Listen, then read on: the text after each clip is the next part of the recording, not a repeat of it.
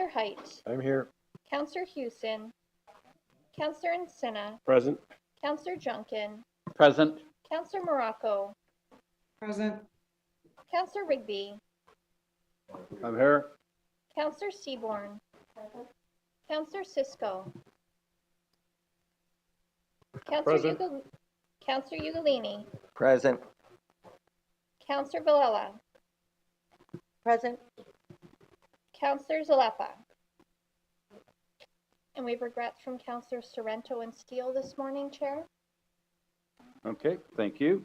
Are there any disclosures or pecuniary interest for this morning's meeting? Councillor Gale? Yeah, thank you, Mr. Chair. I have a conflict on the waste management report. Sorry, the number I don't have right here, because my daughter sells the garbage bag ties at the stores. Thanks. Okay, thank you. There are no presentations this morning or delegations, so we're moving on to items for consideration. PW 5-2023, drinking water compliance and wastewater quality management system endorsement. Could I get a mover and a seconder for this report? Moved by Councillor Rigby, seconded by Councillor Hewson. Any members wish to speak to this this item of consideration? None. Director Tontanalo, could you or one staff just give an overview of the compliance? Through the chair, I'll pass that over to John Bernay, the AD of Water. Thank you. Thanks, Joe.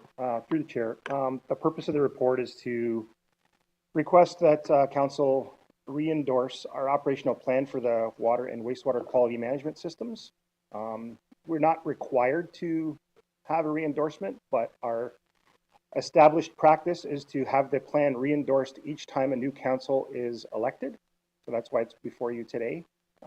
Another item in the report is an invitation for members of council and members of our municipal councils, who we've also reached out to attend our standard of care training, which we are providing through Water Wastewater, using the Walkerton Clean Water Center to deliver that training. It's offered this evening between 6 and 9. Unfortunately, the registration for that one is closed. We're also offering it on the 29th of March at the same time period, 6 to 9. And, you know, we can offer it at a further juncture if requested by the members of council. And I'm happy to take any questions on the individual nuances of the report. Okay. Well, thank you for that expanded view. Any members of the council have any questions after that explanation? If not, we'll call the vote. All those in favor, please. Oh, who, Councillor? Oh, Villela. So sorry. Go ahead. That's okay, through you, Mr. Chair. To Mr. Tonelato, just a quick question, and whether this refers directly or not, but will we have an opportunity to tour some of the facilities in the future? Through the chair, yes, we can accommodate that anytime. You just let us know when, and we'll set that up. Thank you, I appreciate that. I'll be in touch. Okay. Councillor Hewson? Thank you, and I'm happy to join Councillor Villela if she tours one of those sites. I was going to ask the same question. I did want to ask, is there a potential to create some of the training around the counselor training session? Could we have like a online module where there's an opportunity for self-learning? Because I know sometimes the dates might not work out, or counselors might want to refresh their scope on being familiar with the policy. Through the chair, yeah, we can look into that. We do have a coordinator who runs our education program, so we can look into that for sure. Okay, great, thank you. Okay, Councillor Rigby. Thank you, Mr. Chair. It's just a procedural question. Are we using the yes and no buttons, or are we putting our hands up? For this, we had started the last council to do using the yes, no button, so I'm wondering where we're at with that. Yes, we could, definitely, we'll use the yes or no button, Okay, and then call the votes, from those that, thank you, are here via electronically. thank you. Anything further, Councillor Rigby? Nope. Okay, thank you. If there's no further, questions, please, vote electronically, and For those in the chamber, the vote is open. It's not working. There.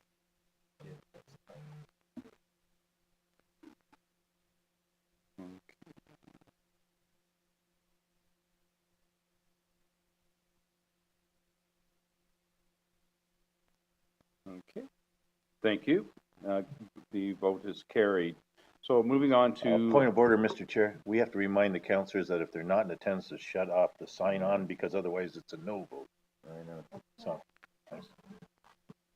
Okay, thank you for that. Item 5.2, which is PW 9-2023, Niagara Falls Wastewater Treatment Plant Secondary Upgrades Project, Green Municipal Funding Update. Do I have a mover and seconder to introduce this? Moved by Councillor Houston, second by Councillor Seaborn.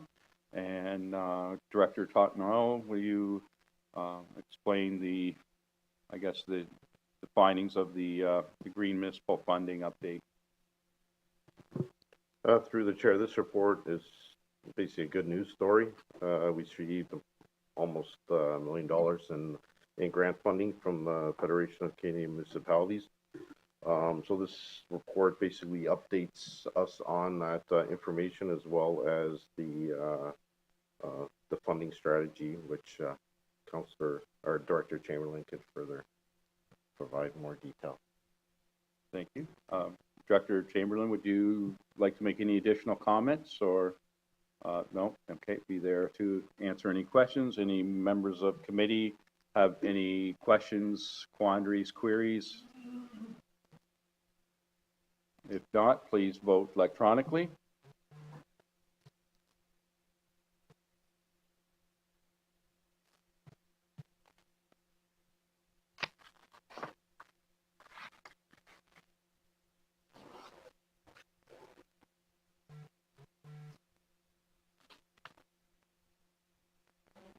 Okay, motion is carried.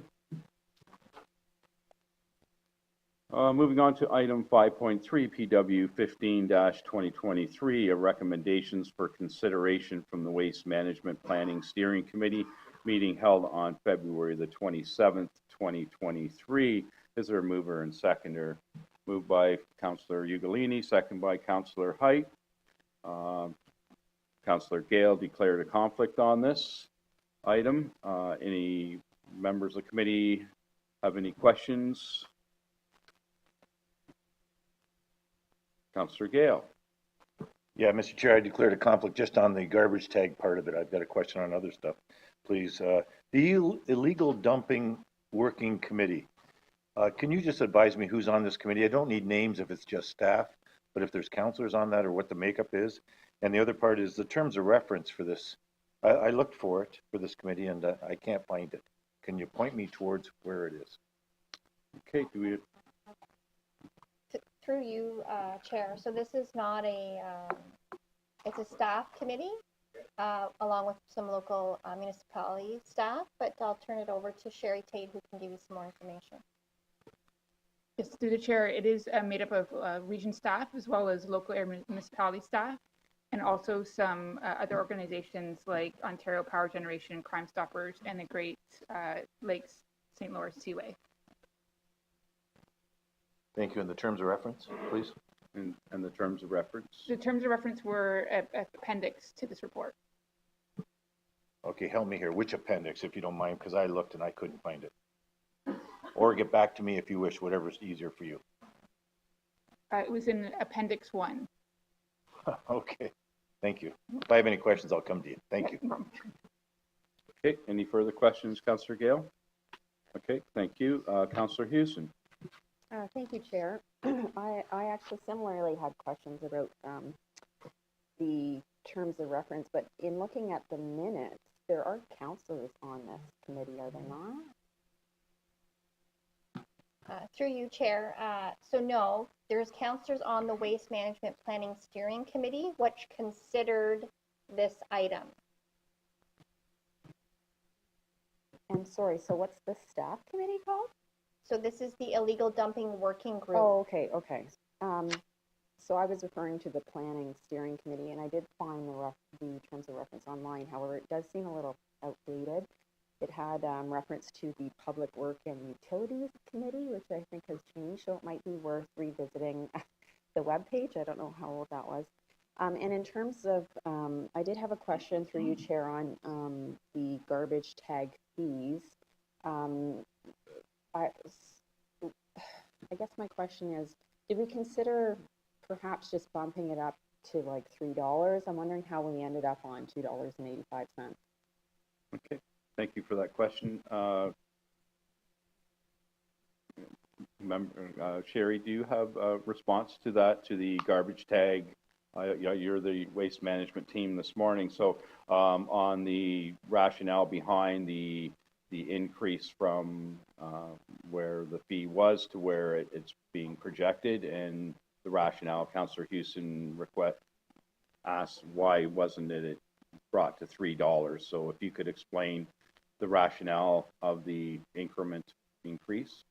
Yes, through the chair. So in 2022, we looked at what the cost was for the garbage collection and disposal, and wanted to make it close to a full recovery for those disposal and collection costs. So it was determined that those costs would be at $2.85. We also wanted to ensure that we weren't going to be having to increase this garbage tag every year. So we looked at, over hopefully the next 3 years, this tag price will stay the same at $2.85. So with regards to full cost recovery. Okay, so what I'm hearing is that it just nets out and it's just covering the costs of providing the service. Okay, thank you for that. And I did want to ask about multi-unit composting. Is this a good time to bring that up, or should I wait till other business? I think other business would be Okay. appropriate at that time, Okay. Councillor Houston. So, Thank you, Chair. That's all okay. for me. If no further questions of committee, call the question. Please vote electronically if you're in favor or opposed.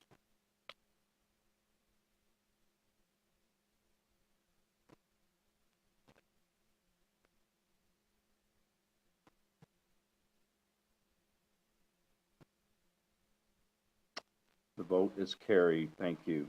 So moving on to item 6, which is consent items for information. 6.1 PW 12 2023, the GO Station Development Strategy, St. Catherine Station Precinct. Is there a mover and seconder for this this item? Moved by Councillor Encina, second by Councillor Rigby. Any questions? Councillor Houston, your name is on, or did it remain? Okay. Matt, maybe if you could give us a quick overview of this strategy. Through you, Chair. This is intended to bring Council up to speed on the plans to hold an open house in the station precinct area with neighborhood residents. This is proactive in partnership with the City of St. Catharines. There's a number of projects that are being undertaken, either in this case jointly between the city and the region in this space. There will be a lot of improvement, but also a lot of disruption to residents in that area. This is intended to give them both a community update, allow them a forum to ask some questions, and also to engage the elected representatives from both regional council and the city ward councillors with regard to bringing them into the fold with this information as well. So for those St. Catharines regional councillors, you should see an invitation to both the March 30th open house, as well as an opportunity for you to preemptively see that information. Probably, I think I saw something the Friday of the week of March 20th in the morning being proposed, but as I said, staff will follow up and confirm those details, but it really is an opportunity for those residents living on both north and south side of St. Paul Street in that area to provide and get more information around the various infrastructure improvements being or occurring in that station area. Thank you very much, Matt. So we have some questions here from councilors. So Councilor Cisco. Thank you, Chair. I'll start by just saying I'm glad to hear that there's a public information meeting coming. I think the residents would very much appreciate that. I know in December, Councilors Rigby, Councilor Height, and myself were a part of an initial meeting with respect to these projects ongoing.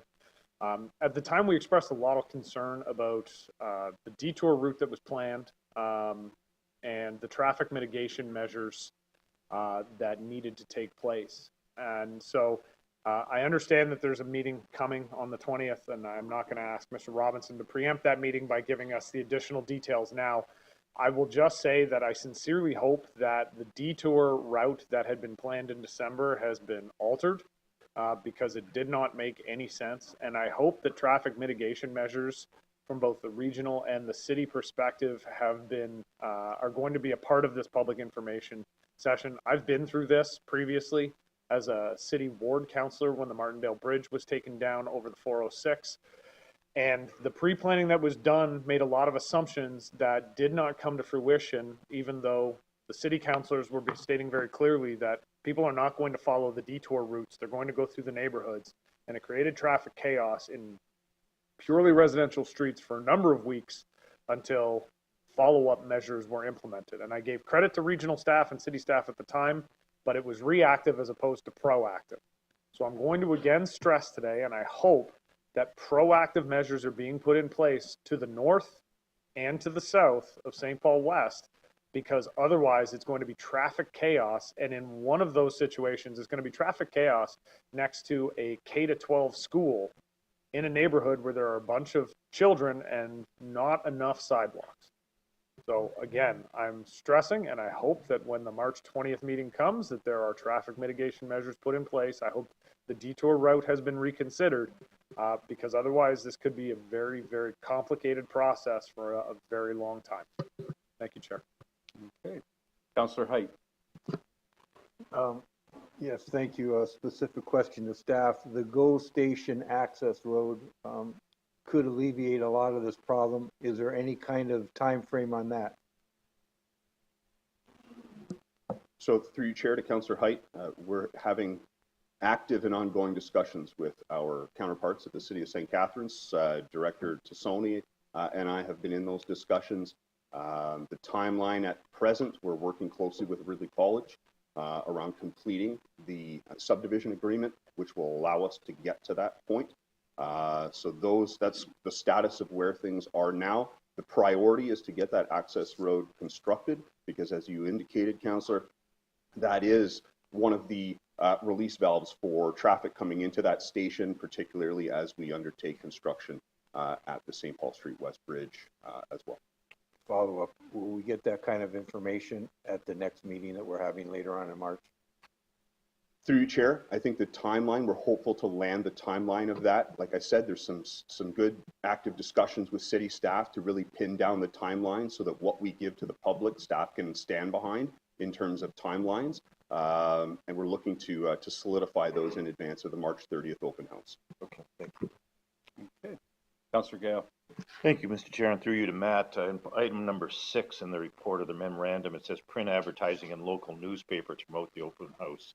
I'm hoping you'll consider, so it doesn't look like we're just favoring one form, radio and online media.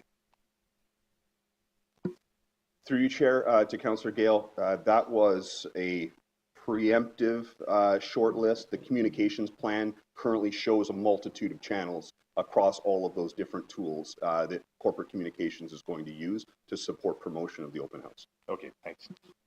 Okay. Councillor Rigby. The issue that I was concerned about has been addressed, so thank you very much. Okay. Well, moving right along, Councillor Foster.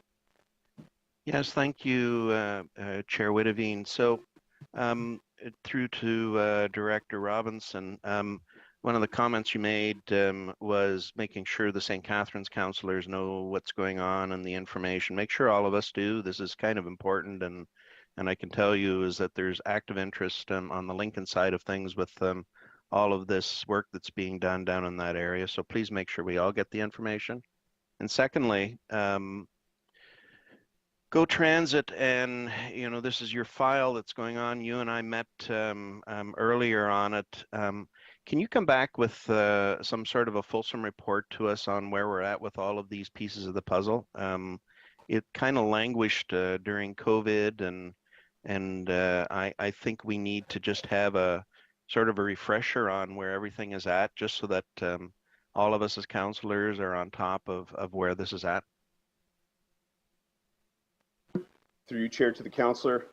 Yes, indeed, we did meet. I gave Councillor Foster a pretty comprehensive overview, similar to what I presented to committee in the orientation. But the CAOs directed us to bring back a report probably to the June cycle. There was direction given in September of last year. Staff are proceeding to action those directions. And once those things are underway, that would be a trigger for us to bring that report back to committee and provide a fulsome update at that point in time. Okay. Great, thank you very much. Okay, great. No other speakers are in the list. Last call. Okay.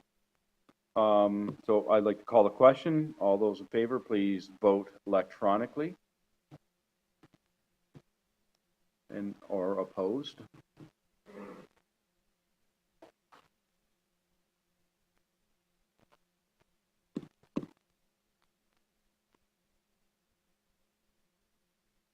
Motion is carried. Thank you.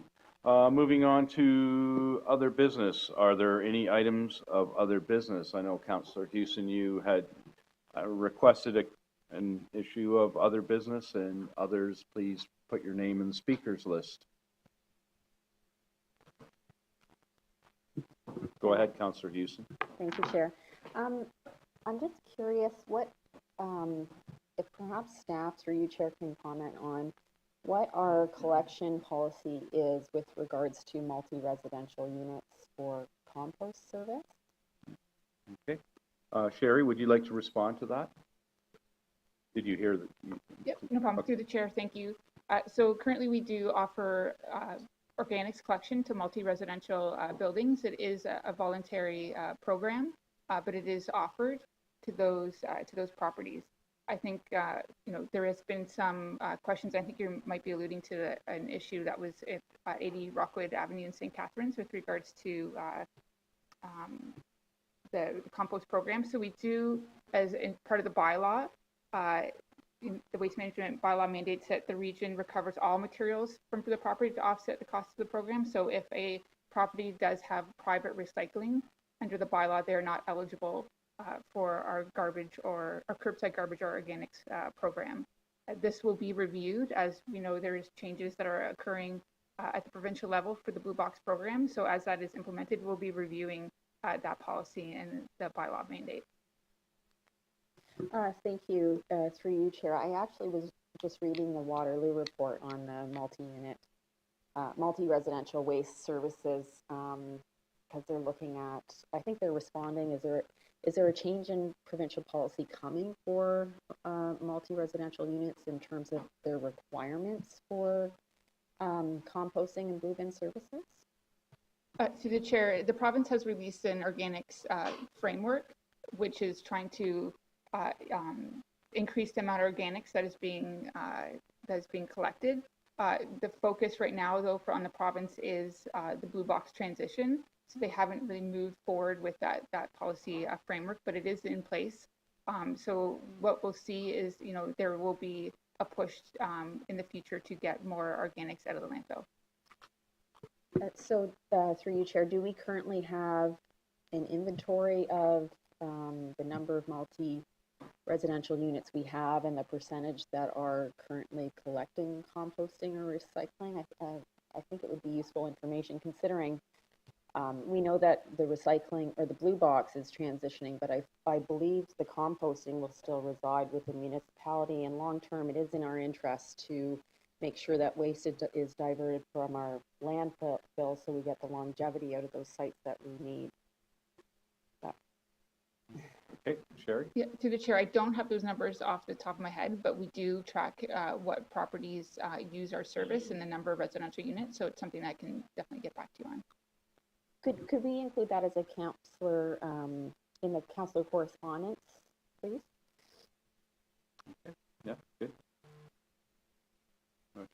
Thank you. Anything further, Councillor Houston? Okay. Next, we have Councillor Valala. You have other business?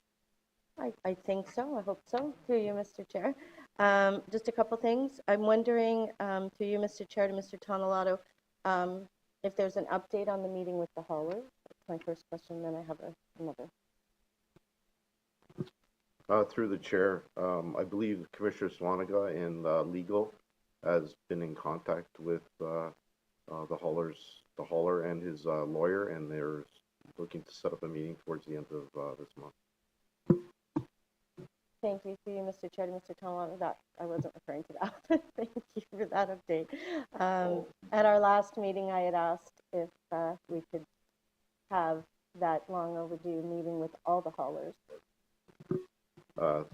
Through the chair, yeah, we're looking at that sometime in April. They're waiting till that initial meeting is completed before they have that stuff going. Okay, I appreciate that. Thank you.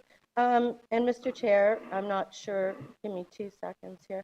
I had a constituent that had a couple questions. Would this be appropriate time to ask them?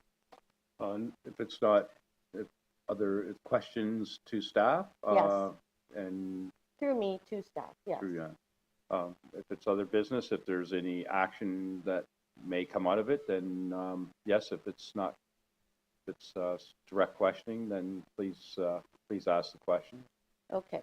So the first one was through you, Mr. Chair, to I'm not sure which commissioner would handle this question, but they asked whether or not synthetic pesticides and fertilizers are tested for our drinking water.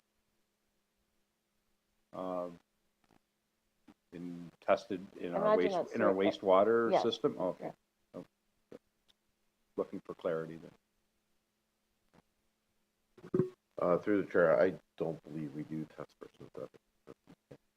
Okay, thank you. And the other question was, what happens to our sewage when it rains so much that our system can't handle the overflow? Just a general response would be appreciated.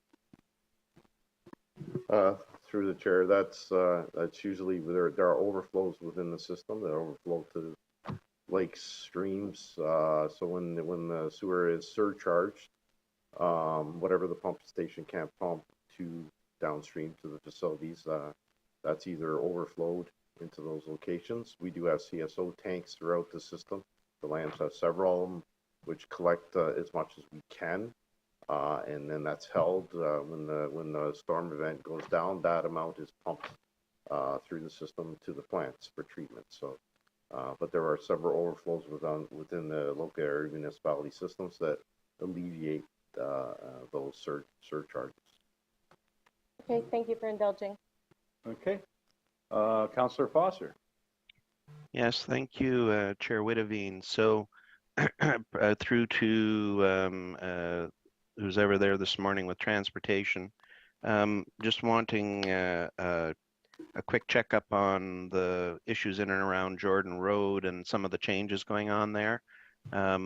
Is that still in line to be coming in sometime in the next month or so, or are there any delays that are coming into play? Through Mr. Chair, yes, we are still working with the Ministry of Transportation, and the bylaw is being passed to reduce the speed in that section. So I'll have a further update for you once the ministry confirms when we will receive their blessing to go ahead and put a stop control at that intersection.